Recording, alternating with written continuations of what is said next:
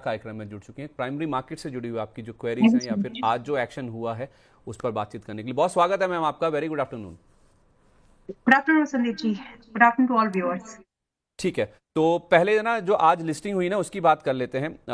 KSH international, ये expected ही था कि लिस्टिंग अच्छी नहीं होगी। इसका एक बार भाव दिखा दीजिए या फिर कुछ पॉइंटर दिखा दीजिए।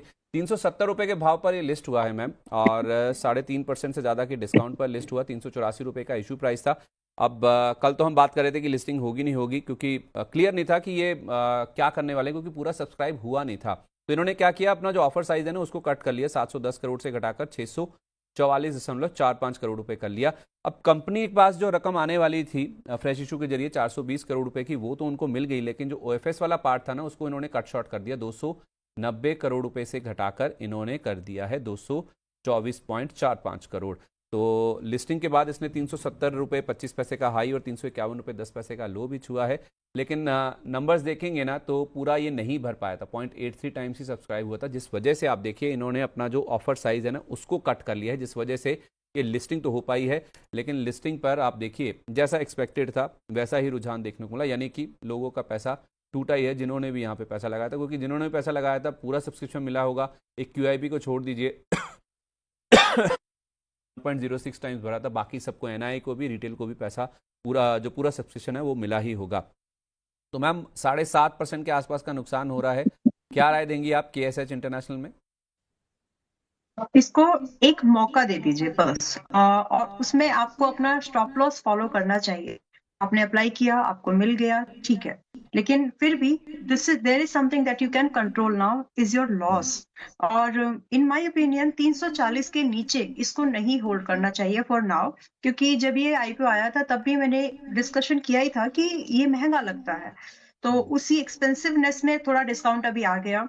फिर भी अगर ये और टूटता है, 340 should be the stop loss जो इसमें आकर के हैं जिनको ये मिला है। या फिर फॉर दैट मैटर किसी ने अगर सेकेंडरी मार्केट में कि चलो 6-7% घट गया और खरीद ले क्या, अगर आपने वैसा भी किया है तो आप 340 रुपए के नीचे स्टॉप लॉस लगा करके 340 रुपए पर स्टॉप लॉस लगा करके ही वेट करो, उससे पहले नहीं। एंड एक और चीज, आप एज अ टारगेट एक प्रॉफिटेबल एग्जिट की ही प्लानिंग करो। मतलब आप इसको होल्ड कर सकते हैं लेकिन with stop loss, that's all.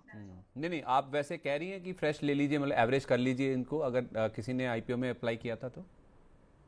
नहीं, मैं ये नहीं कह रही हूँ संदीप जी, मैं सिर्फ अगर इतना किसी ने कह रही कर हूँ कि लिया है अगर तो? आपको IPO, हाँ अगर कर लिया है तो, क्योंकि मेरे पास में हम्म कुछ और स्टॉक्स हैं, हम उसमें देख सकते हैं, हम्म बट दिस इज रिस्की, क्योंकि ये पहले से ही पता है कि ये महंगा था।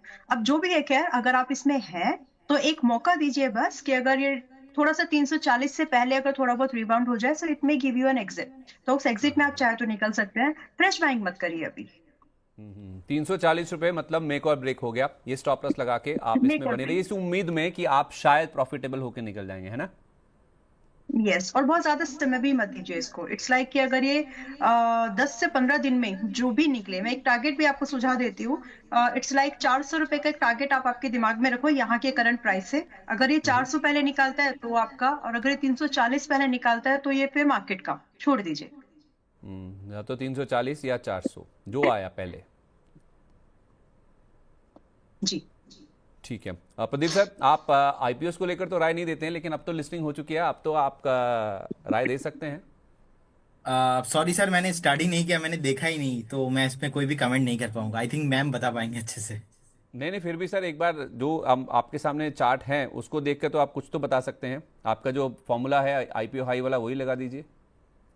कौन सा स्टॉक के बारे में डिस्कशन हो रहा है, मैंने के वो भी नहीं एस एच सुना है। International KSH okay. इंटरनेशनल, मुझे पता था, मैं इसीलिए रुका हुआ था, मैंने आपको कुछ कहा नहीं था, मुझे पता था आपको लगेगा आपके ऊपर सवाल नहीं आएगा। हाँ। नहीं, मुझे तो पता है, मैं IPO ट्रैक सर करता ही नहीं हूँ।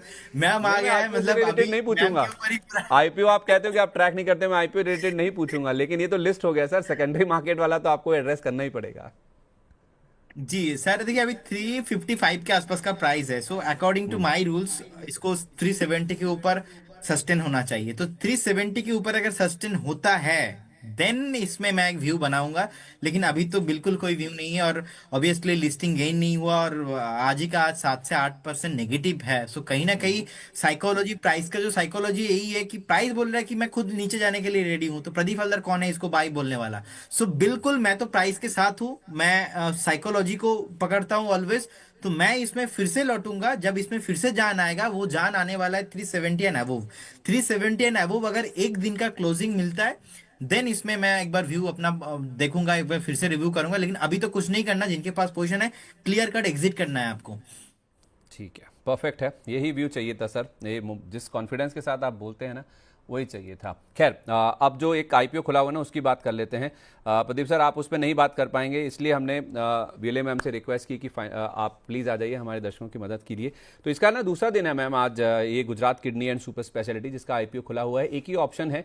तो आई डोंट नो अब इस वजह से, या फिर टिकट साइज, या फिर जो आप कहते हैं ना कि प्राइस बैंड जो है वो काफ़ी अट्रैक्टिव है, जिस वजह से हम देखेंगे रिटेल का हिस्सा आप देखेंगे ना 8 गुना से ज़्यादा सब्सक्राइब हो चुका है ऑलमोस्ट, और 2 गुना से ज़्यादा आप देखिए पहले ही दिन ये माफ़ कीजिए 12:18 तक का, यानी कि 12:15 के आसपास ये 2 गुना से ज़्यादा सब्सक्राइब हो चुका था। 108 से 114 रुपये का प्राइस बैंड है, 251 करोड़ रुपये का इशू है। अच्छी बात जो इसमें है ना मैम, कि ये फ्रेश इशू है पूरी तरह से। कल भी मैं यही चीज़ हाईलाइट कर रहा था, बहुत टाइम के बाद ऐसा हुआ है कि ओएफएस का पार्ट है ही नहीं और पूरी तरह से फ्रेश इशू, यानी कि जो रकम है वो कंपनी के पास आती हुई नजर आएगी। आपके हिसाब से मैम क्या इसमें पैसा लगाना चाहिए? क्योंकि ग्रे मार्केट में जब शुरुआत हुई थी, कल हम बात कर रहे थे, तो 7 रुपये के आसपास का ग्रे मार्केट प्रीमियम था, जो घटकर 3 हुआ, अभी 3.5 रुपये के आसपास है। आपकी नज़र में ये आईपीओ है वर्थ इन्वेस्टिंग? यस है। और इसमें एप्लीकेशन इन्वेस्टमेंट के premium listing point of view से भी जाना चाहिए, एंड उसके भी ऊपर अगर आप इसको होल्ड कर सकते हैं, लाइक 1-2 क्वार्टर का अगर आप समय दें, तो ये सेकेंडरी मार्केट में भी परफॉर्म बेटर कर सकता है। अब मेरे पास में इसको, मेरे इस स्टेटमेंट को, मेरे इस व्यू के लिए कुछ रैशनल्स हैं। फॉर एग्जांपल, सबसे पहले तो कि ये एक ऐसे बिजनेस में है, मतलब गुजरात बेस्ड कंपनी तो जरूर है, बट क्या इसके क्लाइंट सिर्फ गुजरात में है? क्या किडनी डायलिसिस वगैरह की जो जो नीड है पूरे भारत में नहीं है? तो क्या ये बिजनेस एक्सपेंडेबल है? जस्ट आपको जब बिजनेस में इन्वेस्टमेंट करो, ये क्वेश्चंस आपको एड्रेस करने हैं अपने खुद के पैसे के लिए। मैंने इन्वेस्टमेंट करी, बट मैं यूजर्स के लिए ही बात बोल रही हूँ। So is it an expendable business? Yes. दूसरी चीज, क्या इसमें आपको कंपनी में डायरेक्ट ओएफएस की जगह पर, जब इसमें प्राइमरी इशू पूरा फ्रेश है, तो क्या इसमें आपको ओनरशिप मिल रही है? यस। अब इन सब चीजों के बाद, ये तो हो गई छोटी छोटी सी चीजें जो इंपॉर्टेंट हैं। नाउ आपको अब इसमें कुछ और इसमें डीप डाइव करना है, इससे फाइनेंशियल्स को। तो इसका फाइनेंशियल जो रॉ कहना है, जो इसका आरओसी है, बढ़िया है। और जनरली अगर आप जो हॉस्पिटलिटी कंपनीज में आते हैं, तो उसमें मार्जिन अच्छे होते हैं, और ये उसका बरकरार रख रही है।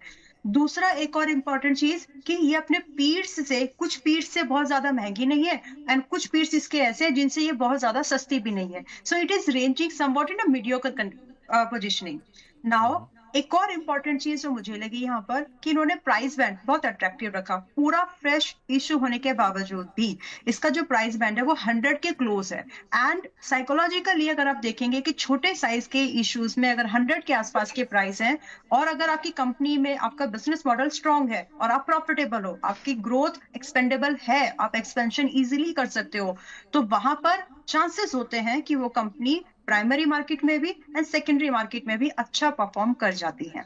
सो इन सारी चीजों को एक साथ रखेंगे तो आपको एक आउटलुक मिलेगा, एक व्यू मिलेगा कि इसमें प्राइमरी में भी एंड सेकेंडरी मार्केट में भी अगर बहुत बड़ी प्रीमियम लिस्टिंग नहीं हुई, आई डोंट नो कि मैं लिस्टिंग वाले दिन इसमें रहूंगी कि नहीं उस दिन शो पर, लेकिन फिर जस्ट एक एग्जांपल दे रही हूँ, एक व्यू दे रही हूँ कि अगर बहुत बड़ी प्रीमियम लिस्टिंग भी नहीं हुई है, तो आप सेकेंडरी मार्केट में भी इसको अटेम्प्ट कर सकते हैं, क्योंकि ये क्लोज टू 140-170 तक जा सकता है 3-4 महीने के समय के अंदर में।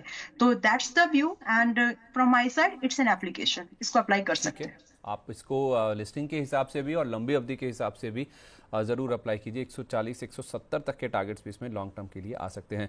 मैम, एक सवाल है, हमारे प्राइम मेंबर ही हैं विशाल शर्मा जी, कह रहे हैं कि नेफ्रो प्लस हेल्थ सर्विसेज हाल ही में लिस्ट हुई है कंपनी, एक नेफ्रो केयर इंडिया भी है, उसकी बात नहीं मैं कर रहा हूँ, नेफ्रो प्लस हेल्थ सर्विसेज जो कि हाल में लिस्ट हुई है, इसमें लॉन्ग टाइम के टारगेट क्या होंगे ये पूछ रहे हैं। ये 460 रुपये का इशू प्राइस था इसका, अभी 464 रुपये के आसपास ही है। आपके लॉन्ग टाइम के टारगेट से पहले आपको आपका स्टॉप लॉस ध्यान में रखना है। न्यूली लिस्टिंग कंपनीज में one thing that one has to follow, अगर वो 100 रुपए के नीचे ऊपर की कंपनी है ना, स्टॉप लॉस को प्रायोरिटी दीजिए। So maintain stop loss at 420, 420 बोलने को अच्छा नहीं लगता, but that is the stop loss. 420 का एक स्टॉप क्यों लॉस। मैम ऐसा है? मैंने कई लोगों के मुंह से सुना है कि 420 अच्छा नहीं लगता। क्यों नहीं अच्छा लगता? नंबर तो नंबर है, क्योंकि इसमें क्या दिक्कत है? 420 बोलने से इट्स लाइक क्या बोला है, मतलब मुझे तो ऐसे ही लगता है 420 आईपीसी।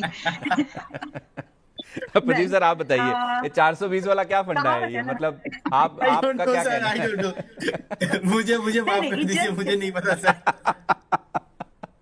ऐसा क्या सो डर है सर आईपीसी 420 से? 420 से क्या डर है जी? मैम आप भी कह रही हैं, सर भी कह रहे हैं, मुझे माफ कर दो, मतलब 420 का डर क्या है ऐसा? नहीं नहीं, इट जस्ट अ कहावत। मतलब इट्स लाइक कि ऐसा वर्ड यूज होता है ना, 420 किया अपने साथ में, अरे वो तो 420 है। तो 420 इंडियन आईपीसी में 420 इज अ धारा, है ना। अगर कोई कुछ कुछ एक्टिविटी करते हैं, मुझे ये नहीं पता कौन सी वाली, बट कुछ अगर फ्रॉडलेंट एक्टिविटी या फिर शायद कुछ क्रिमिनल एक्टिविटी करते हैं तो धोखाधड़ी टाइप। 420 लगती है आईपीसी के तहत। तो इसीलिए ये वर्ड शायद अजीब लगता है। एंड वैसे भी मेरे घर में, एयरफोर्स में, पुलिस में, मेरे मैटरनल साइड में लोग रहे हैं, आर्मी साइड में लोग रहे हैं। सो हम काइंड ऑफ, मैंने सुना है इसको, कई कई बार सुना है, न्यूज़पेपर में भी आता है फॉर दैट मैटर। वेल, तो आ, हम इस पे वापस आ जाते हैं।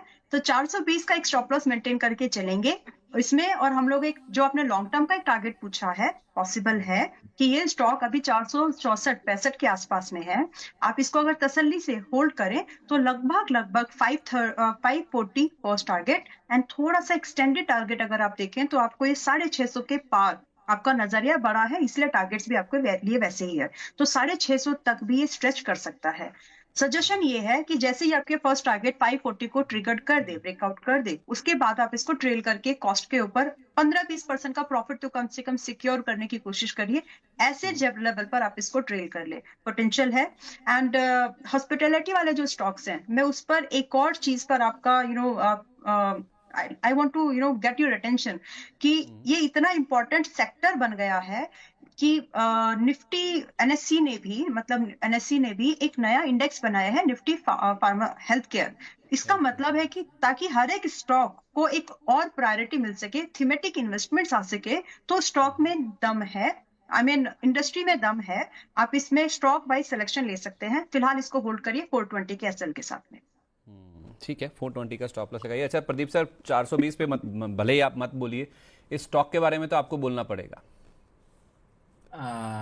देखिए, मुझे लगता है कि सर पर्टिकुलर स्टॉक जब से लिस्टिंग हुआ है, लिस्टिंग होने के बाद थोड़ा बहुत अभी भी मोमेंटम इसमें नहीं आ रहा है।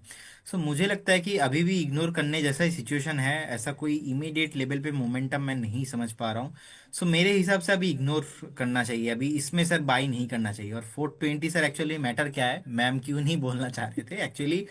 420 एक जो है चीटिंग एंड डिसऑनेस्टी जो सेक्शंस होता है आईपीसी, एक कॉग्निजेबल ऑफेंस है, होता है। तो मान लीजिए मैंने किसी को कुछ प्रॉमिस किया और मैंने किसी को चीट किया, तो इंडिया के लॉ के हिसाब से ना 420 का एक ऑफेंस है। तो दोस्तों के भीतर ना हमारा बातचीत होता रहता है, अरे भाई तू तो 420 है, अरे भाई ये तो 420 जैसा आदमी है, तो एक थोड़ा दोस्तों वाला बातचीत होता है ना, तो वो एक हमारे समाज में है। और क्योंकि लॉ भी है, और लॉ भी ऐसा है कि चीटिंग और डिसऑनेस्टी के बाद जहाँ पे हम स्टॉक मार्केट का बात कर रहे हैं, कहीं ना कहीं हाई ट्रस्ट वैल्यू जोन है। तो इसीलिए 420 या तो 420 जैसे ही हम कुछ भी वर्ड यूज करते तो थोड़ा इग्नोर करते। आई थिंक मैम भी इसीलिए इग्नोर किया होगा। चलिए, आपने रिसर्च कर ली इस बीच बैठ के हैं। चलिए ठीक है, बट लेवल है तो लेवल को रिस्पेक्ट करना पड़ता है। मैं सिर्फ यहाँ तक कहना चाह रहा था, बाकी आप दोनों की राय से मैं बिल्कुल भी अलग नहीं हूँ। जो आप नंबर नहीं यूज़ करना चाहते वो कोई दिक्कत नहीं है, लेकिन जो सिर्फ लेवल, चूंकि स्टॉप लॉस उस लेवल पे आ रहा है, दिख रहा है चार्ट पर, इसलिए उस लेवल को रिस्पेक्ट करने की मैं बात कर रहा था। बहुत शुक्रिया वीएलए मैम आज कार्यक्रम में शामिल होने के लिए। कोई डिस्क्लेमर, जितने भी स्टॉक्स डिस्कस हुए हैं? यस, बहुत जो भी आईपीओ के रिव्यू है, आई मीन यही सिमिलर व्यू हमारे मेंबर्स के साथ भी शेयर किया जाता है, क्योंकि यही वीडियो उनके पास भी जाएगी।